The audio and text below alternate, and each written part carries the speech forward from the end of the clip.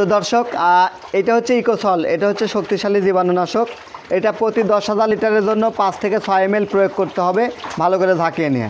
যদি মাছের ঘা থাকে অর্থাৎ রোগ জীবাণু থাকে তাহলে পরপর 3 দিন ব্যবহার করতে হবে।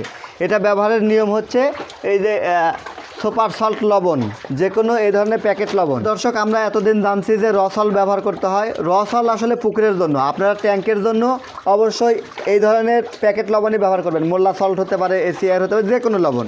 তো এইটা প্রতি 10,000 লিটারের জন্য 6 ml এবং এই লবণটা নেবেন 50 গ্রাম। 50 গ্রাম লবণ সহ সুন্দরভাবে গুলিয়ে নিয়ে ছিটা দেবেন। এই যে আপনার প্রজেক্টের পানিতে এটা সুন্দর করে গুলিয়ে নিয়ে এটা আপনার ট্যাঙ্কে ছিটা দিবেন। যদি ভেঞ্চুরি পাম্প থাকে তাহলে ভেঞ্চুরি পাম্পের কাছে দিলেই অটোমেটিকলি পুরো ট্যাঙ্ক কিন্তু এটা হয়ে যাবে। আর আমার এখানে ভেঞ্চুরি পাম্প আছে, তাই আমি এটা এইভাবে ছিটা দিলাম। আমি এখন ভেঞ্চুরি পাম্পটা চালু করে দিব। তো দর্শক ইকোসল যেহেতু একটি শক্তিশালী জীবাণুনাশক, এটা কিন্তু জার্মানির প্রোডাক্ট, এটা আপনারা জানেন। তো এটার দামও কম দামে ভালো জিনিস। এটা পুকুরে অথবা আপনি বায়োফ্লক ট্যাঙ্কে উভয় জায়গাতে এটা ব্যবহার করতে পারবেন। এরপরে আমি যেটা প্রয়োগ করি সেটা হচ্ছে এটা ব্যবহারের ঠিক 1 দিন পরে ইকো প্লান্টন এল, এটার কাজ হচ্ছে এই পুকুরে খাবার তৈরি করা, জো প্লান্টন এবং ফাইটো প্লান্টন তৈরি করবে, যার ফলে খাবার 60% সেভ হবে। এটাও জার্মানির একটি প্রোডাক্ট, এটা আপনারা ব্যবহার করতে পারেন। এটা ব্যবহারের নিয়ম হচ্ছে প্রতি 15 দিন পর এইটা প্রতি 10,000 লিটারের জন্য 50 থেকে 100 ml ব্যবহার করতে পারেন। প্রতি 15 দিন পর এটি ব্যবহার করলে আপনার মাছের খাবার তৈরি হবে।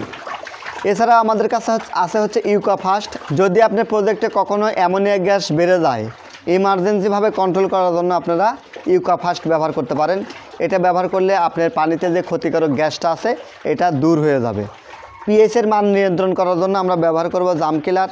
পানিতে অম্লত্ব না ক্ষারত্ব সেটি চেক করে আমরা এটা প্রয়োগ করব। এই জাম কিলার ব্যবহার করলে ক্ষতিকারক ব্যাকটেরিয়া, ভাইরাস, ছত্রাক ও শ্যাওলা ধ্বংস করবে। ক্ষতিকারক গ্যাস যেমন অ্যামোনিয়া, কার্বনহাইড্রেট সহ এই ধরনের গ্যাস দূর করবে। পানি ও মাটির পিএইচ নিয়ন্ত্রণ করবে, অর্থাৎ পিএইচ 7 থেকে 7.5-এর মধ্যে রাখবে আর কি। হ্যাঁ, তো এখানে বাংলা দেওয়ার ডিসক্রিপশন লেখা আছে, আপনারা চাইলে এটা পড়ে বুঝে শুনে ব্যবহার করতে পারেন।